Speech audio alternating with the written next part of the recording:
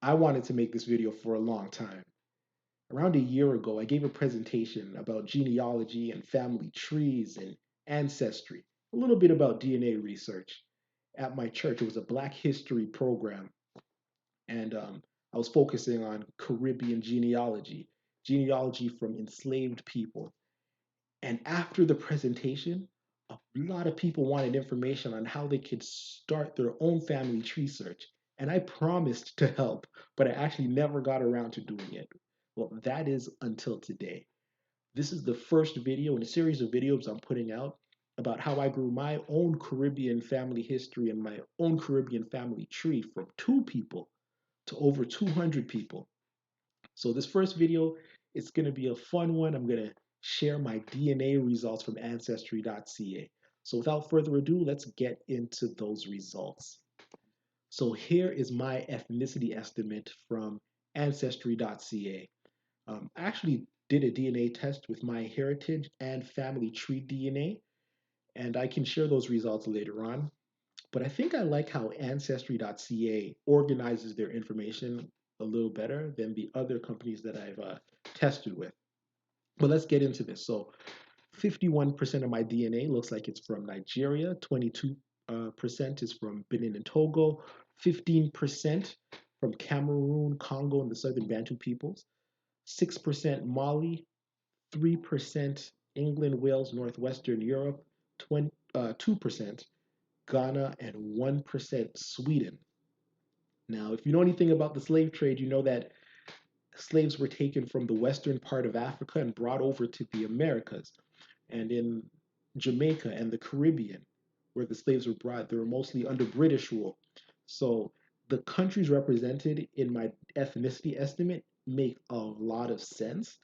Um, yeah, and we know that when the slaves got over to the Americas, the British slave owners slept with their slave women from time to time and had children, and that's how the British DNA got into our systems. And if you speak to anyone that's a product of slavery, there's most likely some European ancestry that's a part of their DNA as well.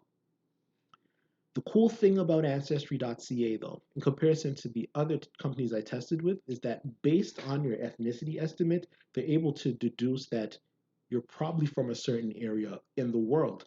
So, based on mine, it recognized that I was probably Afro-Jamaican, which is pretty cool. So when you click on this, Afro-Jamaican, you can see a timeline of the history of Jamaica.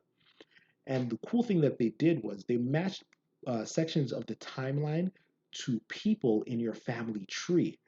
So if we go down to the 1800s here, I have a member of my family tree that I have a slave register for, and I'll show you how I got that in a later video. And he was alive during slavery. He was alive during the 1800 to 1825 era. So they take a look at what life might have been like for that person. And they've entitled this section Plantation Life, as you can see.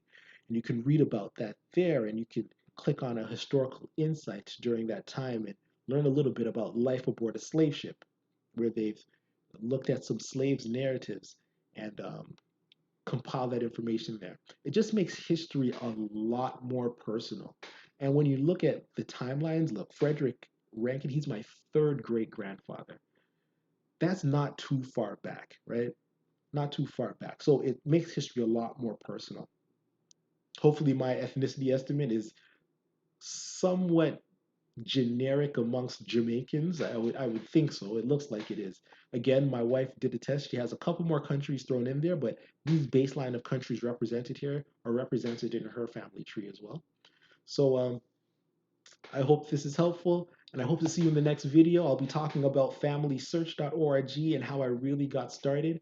And I'll be putting some links in my description to my blog posts about these. I have my comparison blog post about ancestry and my heritage and family tree DNA.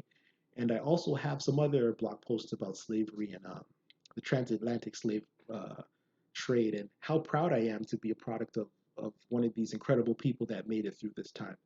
So God bless, and I hope to see you in the next video.